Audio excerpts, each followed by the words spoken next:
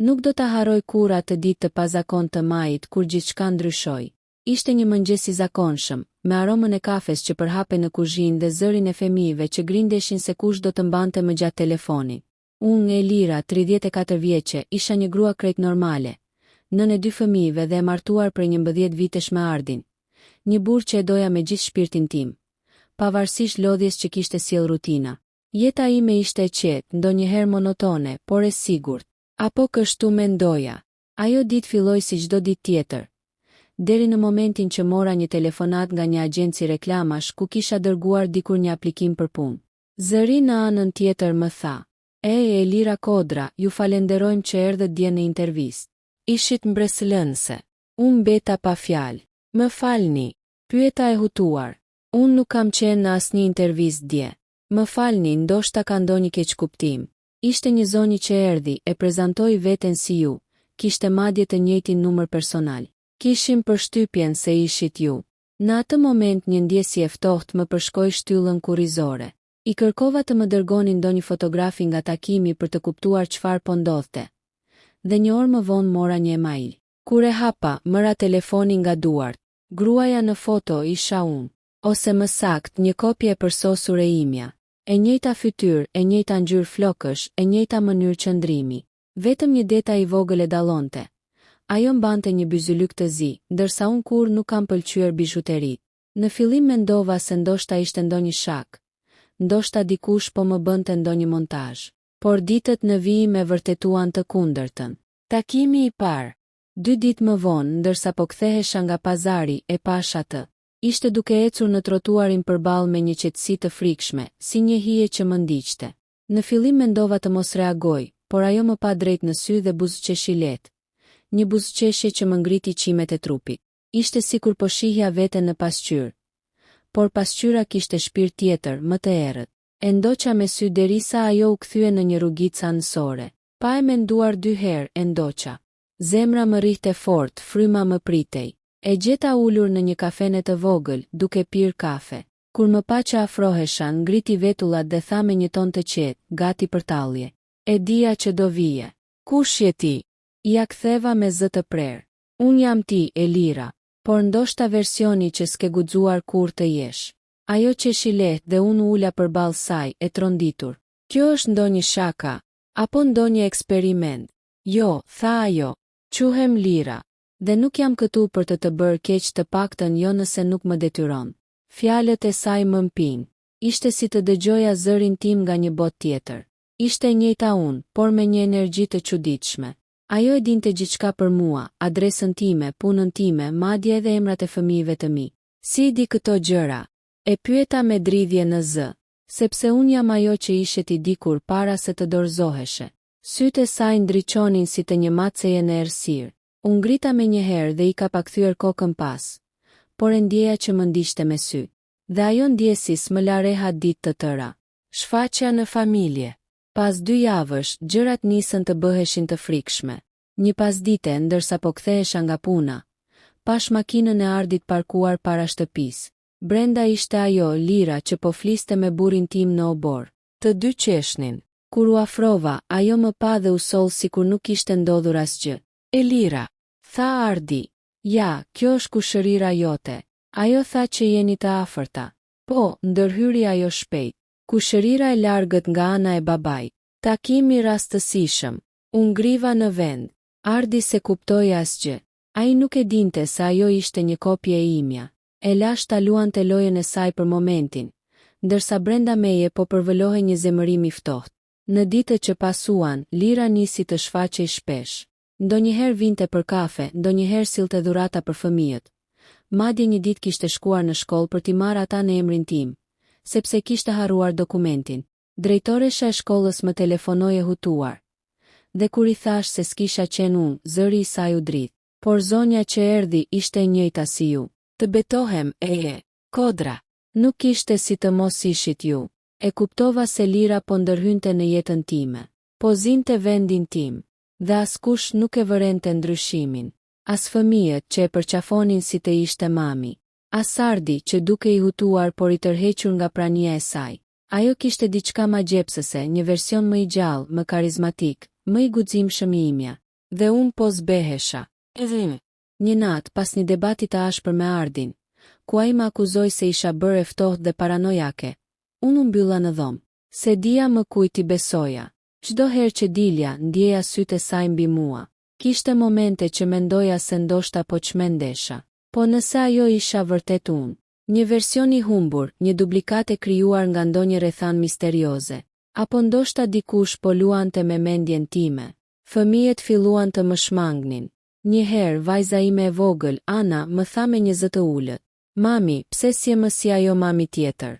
Ajo qesh më shumë. Ajo fjali më vrau. A mendohej se ajo ishte mami i tyre? U mbylla për ditë të tëra në dhomën time. Ndjeja se po humbisja identitetin, se po tretesha në hijen e dikujt që kishte marrë gjithçka timen, burrin, fëmijët, shtëpinë. Ajo madje filloi të përdorte rrobat e mia, parfumet e mia, madje edhe karrigen time të preferuar në kuzhinë. Një mbrëmje, teksa po përpiqesha të dilja për të pirë ujë, e dëgjova Ardin dhe Lirën duke qeshur në dhomën e ndenjes. Ajo po i tregonte histori nga jeta jone përbashkët, dhe Ardi e dëgjonte me sytë që i ndriçonin. Ishte sikur të isha bërë e padukshme. Ajo kishte zënë vendin tim plotësisht. Fillimi i dyshimit. Por diçka filloi të lëvizte në mendjen e Ardit. Një mëngjes, ndërsa po përgatiste kafen, ai vuri re diçka të çuditshme. Lira nuk dinte shijen e tij të preferuar të kafes, diçka që unë e dija prej vitesh. Më fal, i tha ai asaj, po s'ke qenti që më the dikur se e dua pa sheqer. Ajo u hutua për një moment, pastaj buzëqeshi. Ah po, më iku mendja, por në sytë e tij pash një shkëndij dyshimi. Ai filloi të vërente gjëra të vogla. Mënyrën si ajo qeshte, mënyrën si e mbante filxhanin, si e përqafonte vajzën, si i fliste djalit. Ishte ndryshe. Ishte unë, por jo unë. Një shfaqje e përsosur, me detaje të gabuara. Një natë, ndërsa ajo po flinte, Ardi u afrua dhe i preku dorën. Në kyçin e dorës, ai pa byzylykun e zi që unë kur nuk e kisha mbajtur. Zemra e tij filloi të rrihte fort. Ai doli ngadalë nga dhoma dhe trokiti në derën time. Unë e zbeht, e lodhur, e hapa me sy të fryrë nga gjumi. Ai më pa për disa sekonda pa folur. E Lira, më tha më në fund, kush është ajo? Në atë moment, unë shpërtheva në lot. E gjitha doli jashtë, gjithë frika, gjithë çmenduria, gjithë tmerri atyre javëve. Dhe Ardi më përqafoi, për herë të parë pas shumë kohësh. Do ta zbulojmë së bashku, më tha.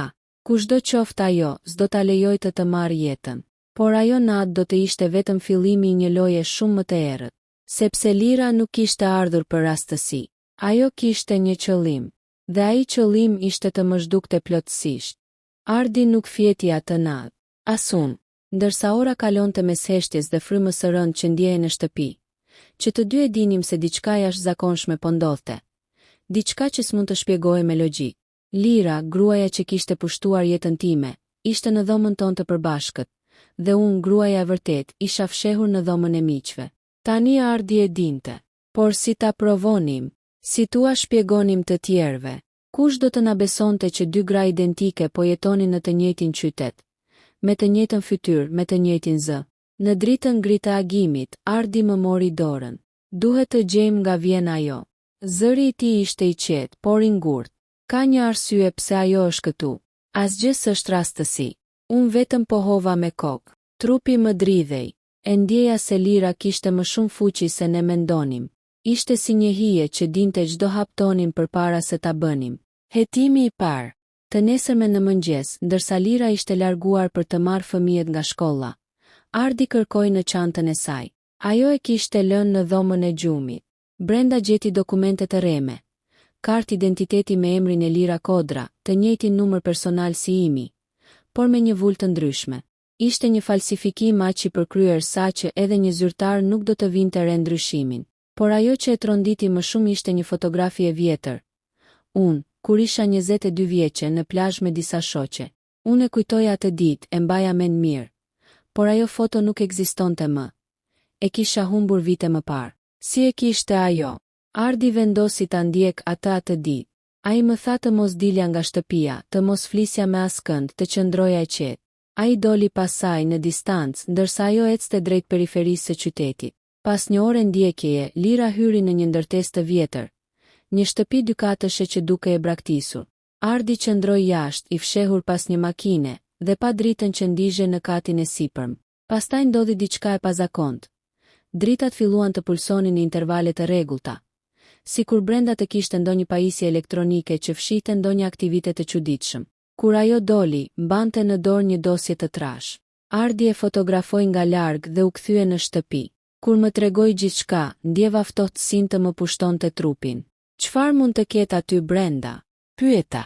Ai ngriti supet. Do ta zbulojmë. Letra në derë. Në mëngjesin pasues, kur dola për të marrë gazetën, gjeta një zarf në nder. Nuk kishte emër as adres, vetëm një fjali të shkruar me dorë. Mos kërko më. Të dy nuk mund të ekzistojmë. Brenda kishte një fije floku. Timi. E dia me njëherë ngjyra, gjatësia, aroma e shamposime. Ajo po më paralajmëronte. U mbylla sërish në dhomë, ndërsa Ardi përpiqej të ruante qetësinë përpara fëmijëve. Por Lira sillte një buzëqeshje të çuditshme, një qetësi që më tmerronte. Ajo sillej sikur gjithçka ishte nën kontroll, sikur unë isha e tepërt. E ndjeja në çdo vështrim të saj, në çdo fjalë që i hidhte Ardit me nënkuptime, në çdo përkëdhelje që u jepte fëmijëve të mi. Një natë, kur ajo mendonte se isha në gjumë, e dëgjova duke folur në telefon në korridor. Jo, ajo ende është këtu. Po e di. Duhet ta bëjmë më shpejt. Nuk do të duroj gjatë. Zëri i saj ishte i ulët, por mjaftueshëm që ta dëgjoja. Kujt po i fliste? Dhe çfarë do të bëhej më shpejt? E vërteta e errët. 2 ditë më vonë, Ardi mori guximin të hynte në atë ndërtesë të vjetër që e kishte parë Lirën. Dera ishte e hapur. Brenda pluhur, letra të shpërndara dhe një aromë kimikate të forta. Në katin e sipër gjeti një laborator të improvizuar. Pajisje kompjuterike, skaner biologjik dhe dosje të shënuara me kode tek 34 dhe replica. Në një nga dokumentet që kishte në tavolinë shkruhej: subjekti Lira, kopje stabilizuar. D99, 98 i përputhje me origjinalin e Lira Kodra. Ndërveprimi emocional në fazë testimi. Kur Ardi e lexoi këtë, trupi i umpir. Nuk ishte më çështje rastësie. Ajo nuk ishte njeri i zakonshëm. Ishte një kopje, një krijese bërë nga diku, ndoshta pjesë e ndonjë eksperimenti sekret. Në një kompjuter që gjendej aty, ai gjeti edhe videon e parë të regjistruar.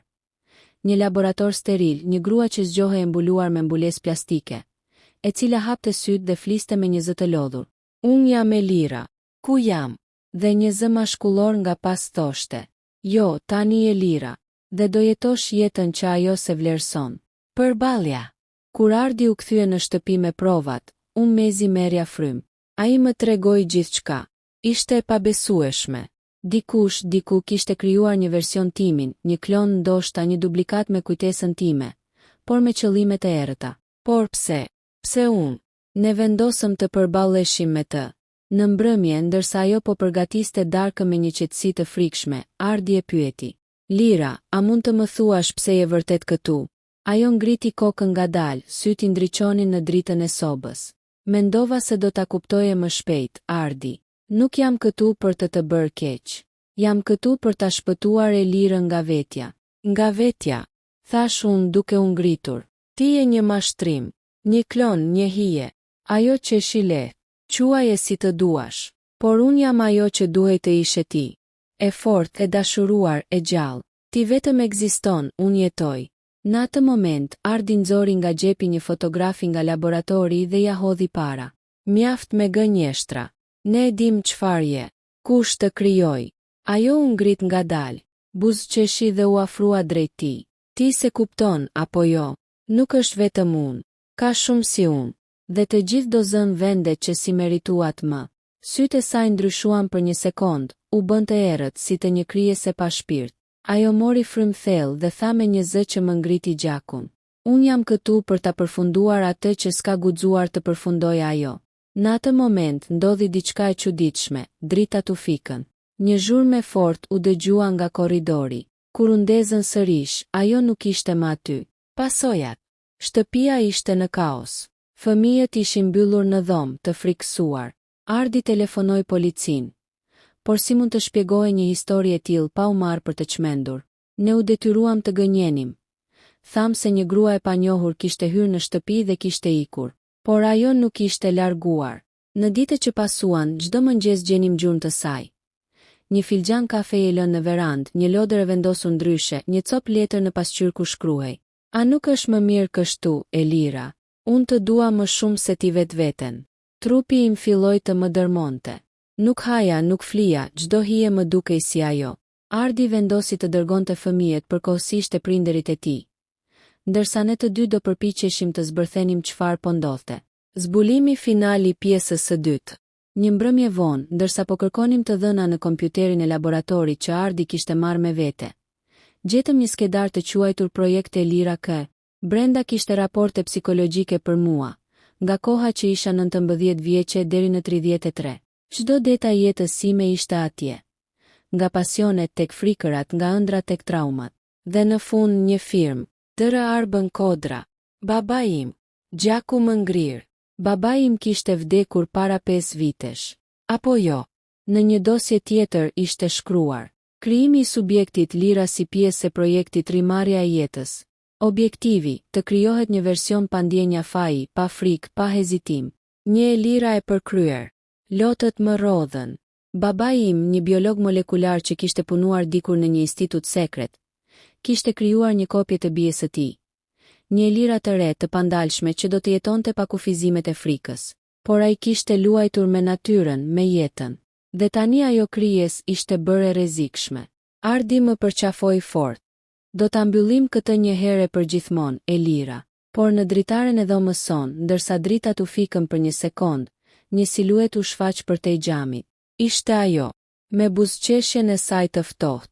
Ajo ngriti dorën sikur po më përshëndeste dhe pastaj tha diçka që mezi e dëgjova përmes xhamit. Tani jemi njësoj. Pas ngjarjeve të fundit, shtëpia jon nuk ishte më ajo që kishte qenë. Çdo dhomë mbante një kujtim të saj. Çdo qosh i kuzhinës dukej se mbante shenjën e Lirës. Fëmijët, të hutuar dhe të friksuar, nuk e kuptonin sepse nuk mund të shkonin më në park pa qëndruar në ankth. Ardi dhe unë kishim vendosur që nuk mund të prisnim më. Duhej të përballeshim me të njëherë për të mos humbur më shumë. Por planifikimi i asaj përballjeje ishte më i komplikuar se sa mendonim. Lira nuk ishte thjesht një grua. Ajo ishte një kopje perfekte me mendjen dhe trupin ton, por me guxim dhe përvojë të dhënë nga një krijues i jashtëzakonshëm. Baba im ishte një grua që mund të manipulonte çdo situatë, të fliste me çdo njeri dhe të gënjente pa u skuqur. Një armë perfekte. Dhe tani, armiku im ishte një version i imi. Strategjia e Lirës dhe Ardit. Filluam me gjurmimin e çdo veprimi të saj. Çdo dalje, çdo telefonat, çdo email, Ardi monitoronte të gjitha. Nga dosjet që kishim marrë nga laboratori, kuptuam se Lira kishte një rrjet të fshehtë mbështetësish. Individ që ndihmonin të lëvizte, të merrte informacione, madje të bënte planifikime të komplikuara për të kontrolluar jetën tonë. Nuk mund të luftojmë vetëm me 2 persona, tha Ardi një mbrëmje. Ajo ka njerëz pas vetes dhe ata janë të aftë të bëjnë gjithçka për të mbrojtur atë. Pra, çfarë bëjmë? Pyeta me zë të dridhur. A do na ndihmoj ligji? Jo. Nuk mund të shpjegojmë se kemi një kopje tënde. Askush nuk do na besoj. Ne mund të mbrojmë vetëm një gjë: familjen tonë dhe identitetin tënd. Vendosëm një plan të thjeshtë, por të rrezikshëm. Të nxirrnim Lirën nga rrjeti i saj dhe të përballemi me të vetëm. Nisja e përballjes. Një pasdite, kur ajo erdhi të merrte fëmijët nga shkolla, e pritëm të dy. Ardi qëndroi i fshehur pas një muri ndërtesash, ndërsa unë po qëndroja në oborrin e shkollës, duke u përgatitur për të folur me të. Kur Lira më pa, buzëqeshi e qetë, sikur të gjitha veprimet e mia të fundit kishin qenë të parashikueshme. Mirdita, Elira, tha ajo. A është koha për të folur si të rritura? Mjaft me lojërat, i thash. Diçka duhet të ndalet këtu. Ti nuk mund të jetosh jetën time. Ajo buzëqeshi përsëri. Nuk kishte frikë, nuk kishte ndjeshmëri. Ishte perfekte në çdo aspekt, sikur të mos kishte asgjë të dobët. Ardi më tha që ke informacione nga laboratori, vazhdoi ajo. Po, është vërtet.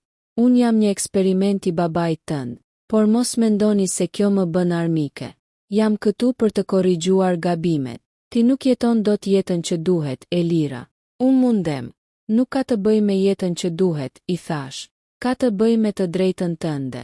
Ti nuk e të drejtë të merrsh vendime për jetën time, për fëmijët e mi, për Ardin.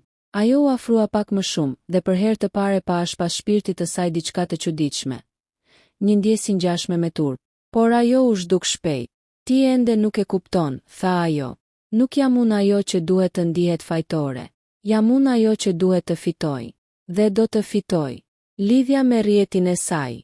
Pas asaj përballjeje, Ardi dhe unë vendosëm të zbulojmë rrjetin që e mbante.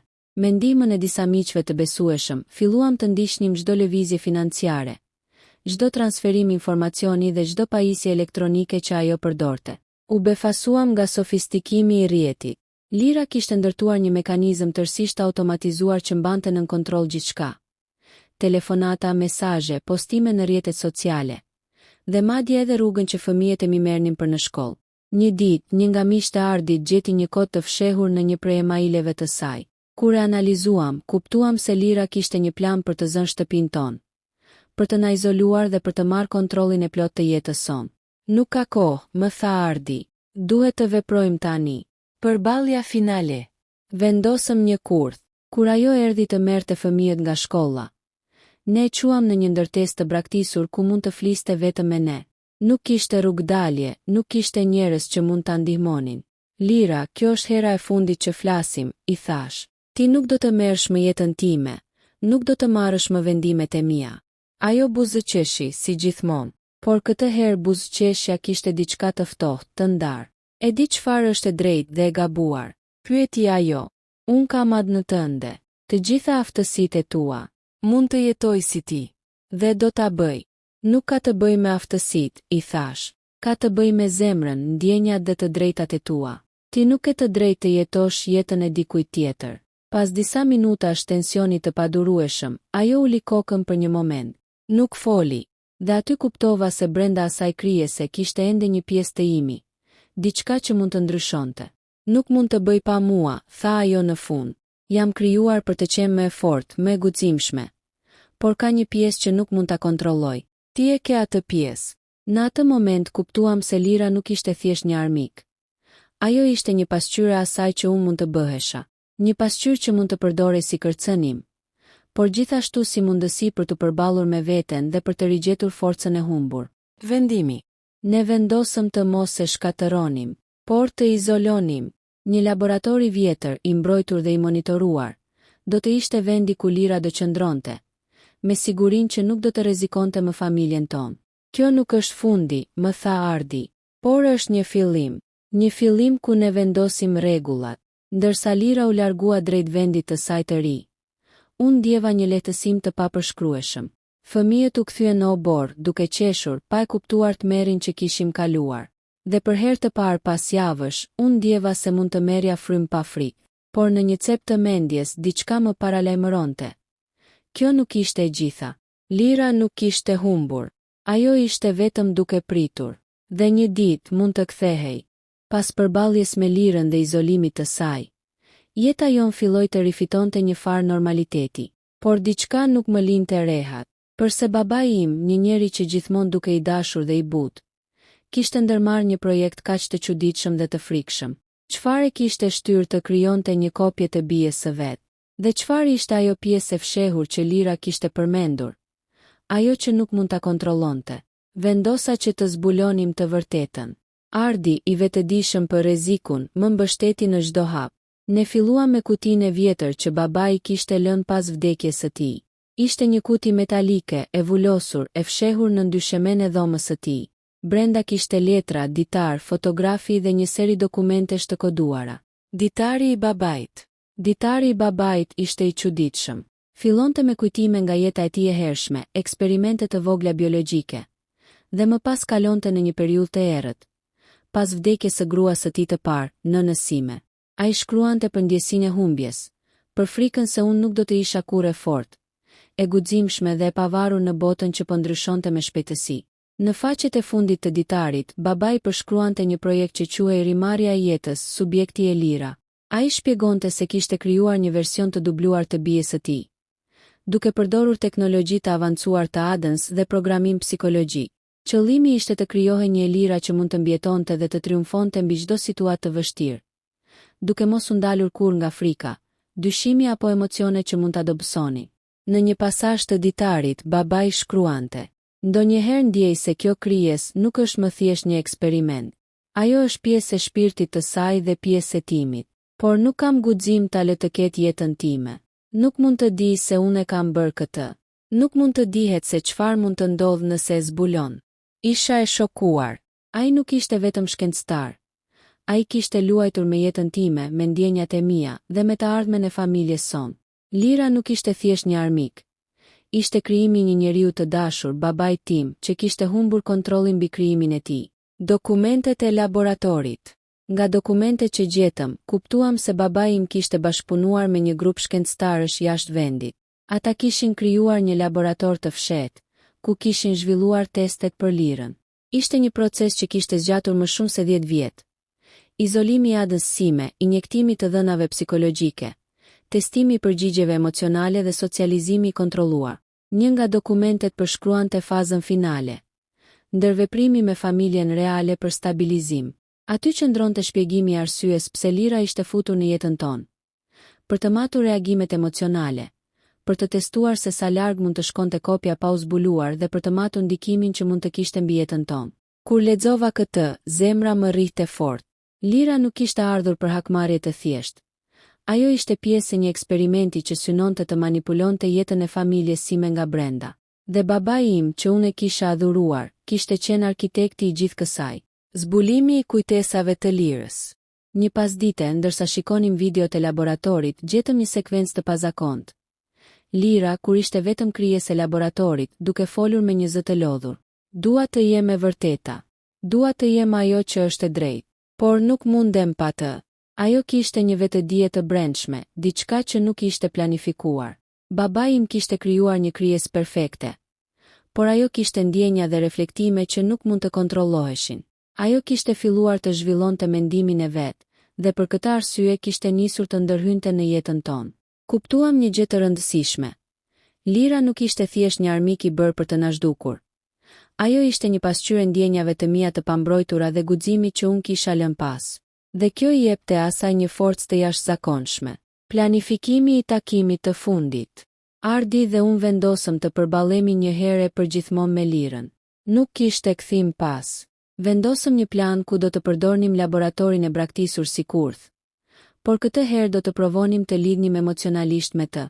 Nëse mund të ndihmonim Lirën të kuptonte se nuk mund të jetonte në një botë ku shkatëronte familjen tonë, ndoshta do të kishim shansin për ta mbyllur gjithçka pa dhunë.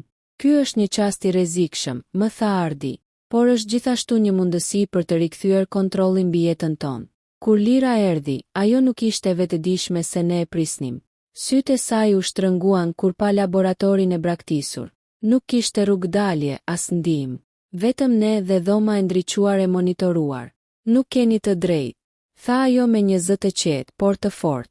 Nuk mund të më ndaloni. Nuk bëjmë për t'ju ndaluar, i thash unë. Bëjmë për të ndihmuar. Nuk mund të jetosh duke shkatëruar atë që të ka dhënë jeta. Ajo heshti. Për një moment, dukej se diçka po lëvizte brenda saj.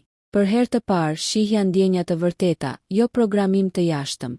Dhe aty kuptova, Lira mund të ndryshonte, por vetëm nëse ne e ndihmonim. Përfundimi i pjesës së 4. Pas disa orësh bisedimesh dhe situatash të tensionuara, Lira pranonte të qëndronte në izolim, por nuk e bënte më me frikë. Ajo filloi të kuptonte kufijtë e saj dhe forcën e lidhjes me ne. Babai im, i cili kishte nisur gjithçka për të korrigjuar jetën time, kishte krijuar një krijesë të pavetëdijshme që mësonte të kuptonte emocionet. Dhe kjo ishte pika ku ne fituam avantazhin. Ardi më përqafoi fort, ndërsa fëmijët shikonin gjithçka nga larg. Për herë të parë pas shumë javësh, ndjeja se jeta jon mund të rifillonte. Por diçka mbetej e qartë. Projekti i babait nuk ishte thjesht një histori e mbyllur. Ishte një rrjet i fshehtë i ndërtuar me ndjenja, shkencë dhe tajni që mund të kthehej në çdo moment. Dhe ne duhej të ishim të përgatitur. Pas përballjes dhe izolimit të Lirës, një ndjesje e çuditshme qetësie mbushte shtëpinë tonë. Por unë e dija se kjo qetësi ishte e rreme. Diçka në ajër tregonte se sfida jon nuk ishte mbaruar, se Lira po zhvillonte aftësi të reja, të cilat nuk mund të kontrolloheshin më. Nuk ishte më thjesht një kopje e dobët. Ajo po bëhej e fortë, e guximshme dhe po më sfidonte në mënyra që s'mund t'i parashikoje dot.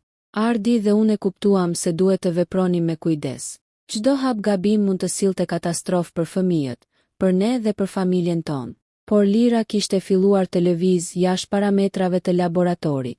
Çdo ditë kishte ndonjë surprizë të re. Një telefonat që nuk mund ta gjurmonim, një shenjë e fshehur në rrjetet sociale, ose ndonjë manipulim të vogël që e tregonte aftësinë e saj për të kontrolluar ambientin pa u parë. Përpjekja për manipulim. Një mbrëmje, fëmijët ishin në gjumë dhe Ardi më tha: "Duket se ajo po mëson çdo detaj të jetës son, çdo zakone, çdo rutinë. Nuk mund ta lejojmë të marrë përsipër shtëpinë tonë. Vendosëm të analizojmë çdo gjurmë të saj." Të dhënat nga laboratori treguan diçka që më friksoi. Lira mund të lexonte shprehjet e fytyrës dhe tonin e zërit për të kuptuar emocionet tona, dhe kështu të parashikonte reagimet tona. Ishte diçka e jashtëzakonshme dhe e rrezikshme. Nëse kjo vazhdon, tha Ardi, ajo do të bëhet e pakapshme. Do të manipuloj gjithçka dhe çdo njeri që takon. Sfida e parë e madhe. Një ditë, Lira vendosi të ndërhyjë në mënyrë të drejtpërdrejtë. Ajo mori fëmijët nga shkolla pa paralajmërim dhe I çoi në një park të largët. Kur arritëm, nuk kishte shenja. Zemra më rrihte fort ndërsa kërkoja çdo cep të parkut. Përse po e bën këtë? Pyeta me zë të ulët kur e pash larg në distancë. Ajo buzëqeshi dhe ju drejtua fëmijëve. Ju dua të dini se nuk jam këtu për të bërë keq, por duhet të kuptoni se çdo vendim ka pasojë. Fëmijët më panë, duke qeshur dhe duke më thënë: "Mama, ajo është si ti." Por unë e dija se buzëqeshja e saj nuk ishte thjesht një pasqyrë imi. Ishte strategji, ishte mësim që ajo po më jepte se si të kontrollonte situatat. Zbulimi I rrjetit të saj. Pas kësaj, Ardi dhe unë vendosëm të zbulojmë rrjetin e saj të mbështetësve. Ai ishte më I sofistikuar se çdo gjë që mund të imagjinoja. Lira kishte ndërtuar një rrjet të fshehtë njerëzish që ndihmonin të merrte informacion, të manipulonte situata dhe të monitoronte çdo hap tonin. Kjo nuk është thjesht një grua, më tha Ardi. Ky është një sistem inteligjent, I krijuar për të kontrolluar çdo detaj të jetës son. Në këtë pikë, kuptuam se sfida nuk ishte më vetëm personale. Ishte një luftë për të mbrojtur familjen tonë dhe për të ruajtur identitetin tonë. Përballja e dytë. Vendosëm të përballemi me të njëherë për gjithmonë. Kur Lira erdhi për të marrë fëmijët, ne e quam në laboratorin e braktisur, të mbrojtur dhe të monitoruar. Nuk kishte rrugdalje, nuk kishte ndihmë. Vetëm ne dhe dhoma e ndriçuar e mbikëqyrjes. Nuk mund të më ndaloni, tha ajo. Nuk keni ide se sa shumë kam mësuar. Nuk bëjmë për të ndaluar, I thash unë. Bëjmë për të ndihmuar. Nuk mund të jetosh duke shkatëruar atë që të ka dhënë jeta. Ajo heshti për një moment. Për herë të parë, shihja një pjesë të vërtetë të ndjenjave të saj. Për herë të parë, Lira dukej si një krijes që mund të ndryshonte. Nuk mund të bëj pa ju, tha ajo më në fund. Jam krijuar për të qenë më e fortë, por ka një pjesë që nuk mund ta kontrolloj. Ti e ke atë pjesë. Reflektimi I Lirës. Në atë moment kuptova se Lira nuk ishte thjesht një armi. Ajo ishte një pasqyrë e asaj që unë mund të bëhesha. Një forcë që mund të përdore si kërcënim, por gjithashtu si mundësi për të rifituar kontrollin mbi jetën dhe familjen tonë. Vendosëm ta lejonim të mbetej, por nën monitorim të plot. Ajo nuk do të ishte më armiku jon, por një pjesë e pandar që duhej të menaxhonim me kujdes. Përfundimi I pjesës së pestë. Pas disa javësh, jeta jon rifilloi. Fëmijët u kthyen në rutinën e tyre. Ardi dhe unë ndjem qetësi të përkohshme, por diçka mbetej e qartë. Lira nuk ishte humbur. Ajo ishte vetëm duke pritur momentin e duhur, dhe ne duhej të ishim gjithmonë të përgatitur. Në ditët që pasuan, çdo veprim, çdo hije dhe çdo telefonat më kujtonte se nuk ishte thjesht një histori personale.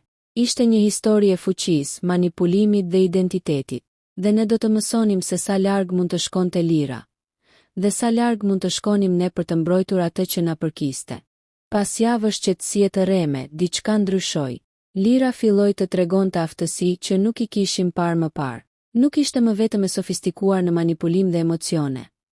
Ajo po mësohej të përdorte njohuritë e saj për të marrë kontroll mbi situata komplekse, madje edhe mbi njerëzit përreth saj. Nuk mund të ishte rastësi. Një copë e laboratorit dhe e kodit të babait të saj, që e bënte të jashtëzakonshme, po fillonte të zhvillohej në mënyrë autonome.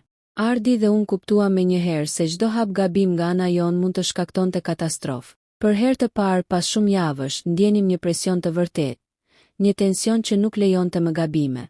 Sinjali I parë. Një mbrëmje, ndërsa Ardi dhe unë kontrollonim dosjet e laboratorit për një mënyrë për të kufizuar aftësitë e Lirës, telefoni i fëmijëve na sinjalizoi një alarm. Ata ishin në rrezik. Lira kishte marrë fëmijët nga shtëpia pa na paralajmëruar dhe po i çonte në një vend të panjohur. Zemra më rrihte fort ndërsa vraponim drejt vendit ku sinjali u ndërpre. Kur arritëm, pam Lirën duke qëndruar mbi një kodër, duke i mbajtur fëmijët të qetë, por me një shprehje të ftohtë dhe kontrolluese. Ajo ngriti dorën dhe buzëqeshi, sikur të thoshte: "Mirëdita, ju nuk më keni kuptuar ende. Çfarë po bën Lira?" Pyeta me zë të dridhur. "Po ju tregoj se sa shumë mund të mësoj dhe sa larg mund të shkoj. Ju menduat se isha izoluar, por unë jam gjithmonë këtu, duke mësuar, duke vëzhguar." Ajo nuk kishte frikë, nuk kishte hezitim. Ishte perfekte në çdo aspekt dhe kjo ishte e tmerrshme. Taktikat e saj. Gjatë javëve që pasuan, Lira filloi të përdorte strategji që sfidonin logjikën tonë. Ajo manipulonte teknologjinë, merrte informacion që asnjë prej nesh nuk mund ta parashikonte, dhe përdorte njohuritë psikologjike për të provokuar ndjenja që na bënin të dobësoheshim.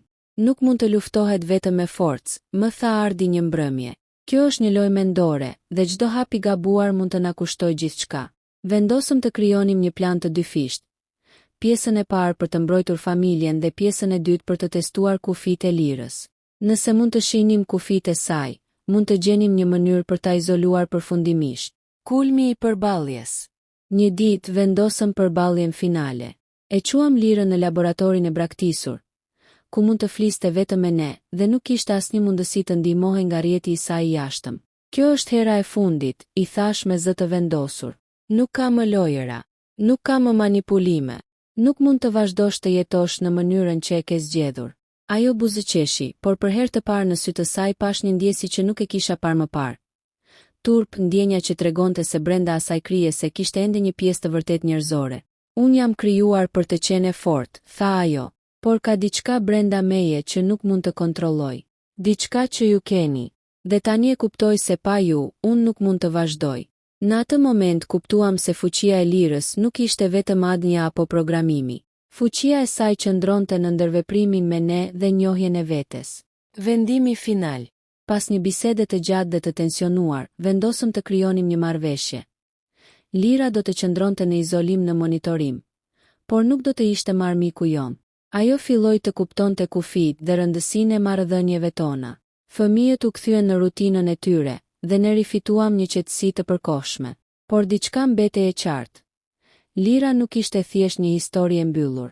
Ajo ishte një forcë që mund të kthehej në çdo moment, dhe ne duhet të ishim gjithmonë të përgatitur. Pasojat.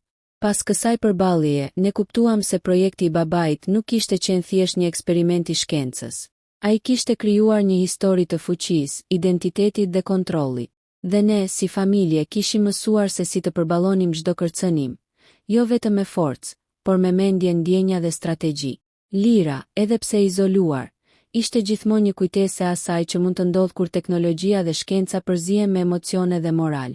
Dhe për ne, kjo ishte një leksion i rëndësishëm për të mbrojtur atë që na përkiste dhe për të kuptuar se fuqia më e madhe që kishte çdo njeri qëndronte brenda zemrës dhe mendjes së tij. Pas përballjes së fundit me Lirën, një ndjenjë e rëndë mbizotëronte mbi shtëpinë tonë. Kishim fituar një farë qetësie, por pyetja më e madhe mbetej ende e pazgjidhur. Pse babai im kishte ndërmarrë gjithë këtë projekt, dhe çfarë kishte shtyrë të krijonte një kopje të bijes së tij? Ardi dhe unë vendosëm të riktheheshim tek dokumentet e laboratorit dhe ditari i babait për të zbuluar të vërtetën. Në faqet e ditarit kishte shënime të fshehta që nuk i kishim lexuar më parë. Ato tregonin se babai im kishte kaluar një jetë të dyfishtë. Një jetë normale me familjen dhe një jetë të fshehtë si shkencëtar i obsesionuar me krijimin e inteligjencës perfekte njerëzore. Një e kaluar e errët. Ditari tregonte për një humbje të hershme që e kishte shkatëruar emocionalisht. Vdekjen e gruas së parë. Humbja kishte lënë një boshllëk në jetën e tij dhe një frikë të thellë se bijes së tij nuk do t'i mbijetonte botës pa një forcë të jashtëzakonshme. Në faqet e ditarit, babai shkruante: "E Lira nuk duhet të vuajë ashtu si unë. Ajo duhet të jetë e fortë, e guximshme dhe e pavarur. Nuk mund të lejoj që ndjeshmëria e saj ta shkatërrojë. Nuk mund të di se unë po e bëj këtë, sepse ajo nuk do të më kuptoj kur, por duhet ta bëj." Këto fjalë zbulojnë një babai që vepronte nga dashuria, por në një mënyrë të çuditshme dhe të frikshme. Ai nuk kërkonte të manipulojë jetën tonë për argëtim, por për të garantuar forcën dhe mbijetesën e bijes së tij. Lidhja me lirën. Dokumentet treguan gjithashtu se lira nuk ishte thjesht një eksperiment i rastësishëm. Ajo ishte një projekt i avancuar i adens dhe psikologjisë, krijuar për të pasqyruar çdo aspekt të karakterit tim dhe për të përmirësuar çdo dobësi. Por dokumentet më befasuan kur lexova një pasazh të koduar. Subjekti nuk duhet të jetë vetëm një kopje. Ajo duhet të zhvillojë ndjenja, reflektime dhe aftësi për të përballuar situata komplekse. Vetëm kështu mund të kuptojë jetën reale dhe të mbijetojë. Kjo tregonte se babai kishte krijuar lirën jo vetëm për të kontrolluar jetën tonë, por edhe për të mësuar nga vetë ne. Lira ishte një krijesë që mund të kuptonte emocione, marrëdhënie dhe situata, dhe kjo e bënte shumë më të rrezikshme se sa e kishim menduar. Reflektimi i lirës dhe ardit. Ardi dhe unë u ulëm për të diskutuar mbi atë që sapo zbuluam. Kjo nuk është thjesht një histori e kontrollit, tha Ardi. Është një histori e dashurisë dhe frikës. Babai e bëri këtë sepse donte të na siguronte që të mos pësojmë atë që ai ka përjetuar. Por ai na ka sjell shumë tmerr, i thash. Lira është e jashtëzakonshme, por gjithçka që ka bërë ka qenë e rrezikshme dhe jashtë kontrollit. Vendosëm të përdorim këtë njohuri për të kuptuar se lira nuk ishte vetëm armiku jon. Ajo ishte pasqyra e frikës, forcës dhe dobësive tona. Dhe për këtë arsye, mund të fillonim të ndërtonim një marrëdhënie të re me të, duke vendosur kufi të qartë. Përballja përfundimtare. Disa ditë më vonë, e quam lirën në laboratorin e braktisur për një bisedë përfundimtare. Lira, i thash, ne e dim gjithçka. Diçka që nuk e kuptoje. Babai im të krijoi për të mësuar dhe për të mbrojtur familjen. Nuk ishte vetëm një lojë. Ajo heshti për një moment. Sytë e saj ishin të mbushur me ndjenja të vërteta. Konfuzion, frikë, por edhe kuptim. Pra nuk jam vetëm një eksperiment. Pyeti ajo. Jo, i thash, ti e gjithçka që babai dëshironte të ishe. Por gjithashtu diçka më shumë. Ti mund të zgjedhësh. Nuk je më thjesht kopja ime. Në atë moment, Lira filloi të kuptonte se fuqia e saj nuk ishte për të kontrolluar, por për të kuptuar, për të mësuar dhe për të bashkëpunuar. Ishte një ndryshim i madh, i cili na lejonte të krijonim një marrëdhënie të re, më të balancuar dhe më të sigurt. Pasojat e zbulesës. Pas kësaj përballjeje, ne rifituam një qetësi të vërtetë. Fëmijët ishin të sigurt, Ardi dhe unë kishim një strategji të qartë për të mbrojtur familjen. Dhe Lira filloi të kuptonte kufijtë e saj. Sekreti i babait u zbardh plotësisht. Dashuria e tij për ne, frika për të ardhmen dhe dëshira për të krijuar diçka të jashtëzakonshme. Por gjithashtu mësojmë një mësim të rëndësishëm. Fuqia dhe teknologjia duhet të përdoren me përgjegjësi. Dhe asnjë krijim, sa i avancuar qofte, nuk mund të zëvendësojë emocionet dhe marrëdhëniet njerëzore.